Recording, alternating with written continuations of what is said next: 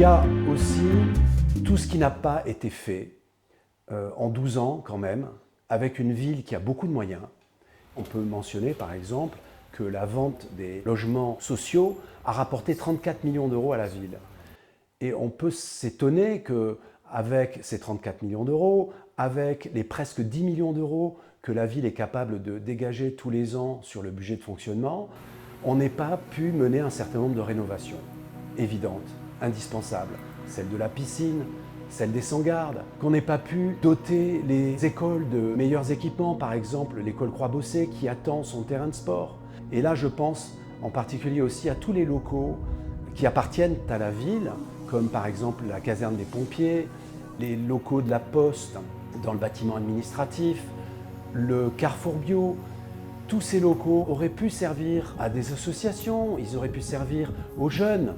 Pour les jeunes, par exemple, on aurait pu espérer une ludothèque. Alors on en a vu une dans un local tout à fait temporaire, la parenthèse, certes une parenthèse, puisque le lieu va être détruit et donc qui a pris place à la place de l'ancienne station BP.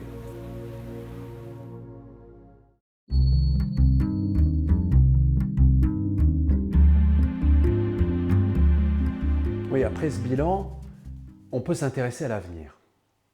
Une chose m'a frappé pendant la campagne de 2020, j'étais surpris de voir que peu de gens étaient conscients du potentiel de notre ville.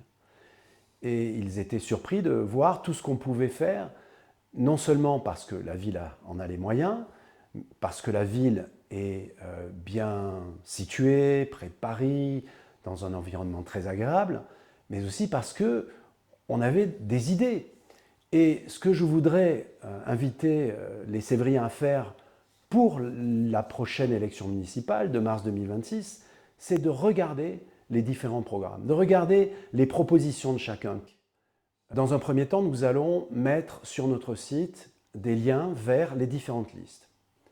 Puis, comme les bonnes idées n'appartiennent pas qu'à ceux qui se présentent, nous vous proposons de répondre à un questionnaire sur vos envies. Vous-même, probablement, avez de bonnes idées, ou vous rencontrez des problèmes et pour l'instant, les solutions ne sont pas là.